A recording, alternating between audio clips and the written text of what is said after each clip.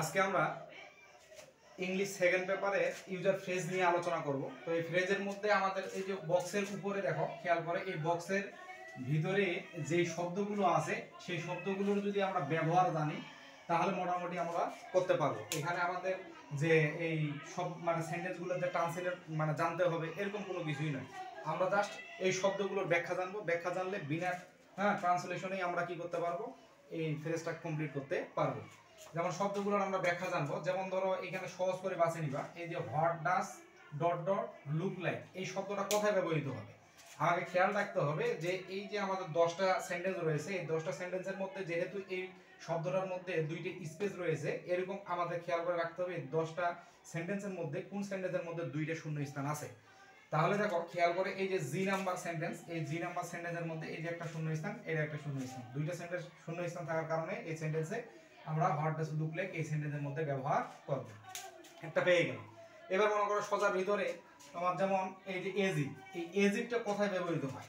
এজিপটা ব্যবহৃত হয় শূন্য স্থানের পরে সাবজেক্ট থাকবে, আর সাবজেক্টের পরে নিউ বা ওয়্যার বা হেড এরকম শব্দ যে কোনো একটা থাকবে তিনটার ভিতরে।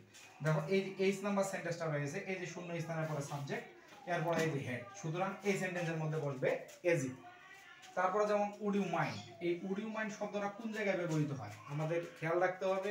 যে শূন্যস্থান এইগুলোর ভিতরে আমরা লক্ষ্য রাখবো যে সেন্টেন্সে লক্ষ্য রাখবো যে শূন্য স্থানের পরে কোথায় ভার্বের সাথে আইএনজি যোগ আছে। যেমন এ নাম্বার সেন্টেন্সের মধ্যে যে শূন্য স্থানের পরে ভার্বের সাথে আইএনজি যোগ আছে, আর কোথাও কিন্তু নাই, তাহলে এই জায়গাটাতে উড ইউ মাইন্ড বসবে।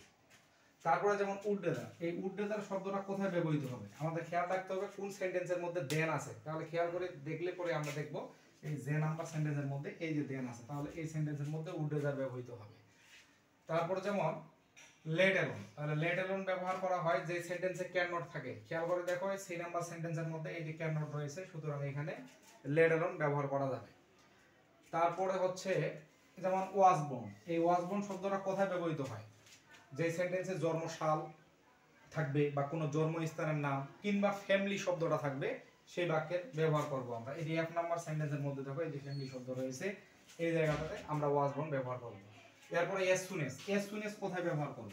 শূন্য স্থানের পরে সাবজেক্ট থাকবে, শূন্য স্থানের পরে সাবজেক্ট এবং বাক্যটা পাস্ট ইনডিফিনিট টেন্সে হবে, দুইটা ঘটনা বোঝাবে। এই যে দেখো শূন্য স্থানের পরে সাবজেক্ট এবং এই যে এর একটা ঘটনা, আবার এর একটা ঘটনা, একটা পরপর আর একটা ঘটনা, সুতরাং এই জায়গাতে আমরা এস সুনেস ব্যবহার করব।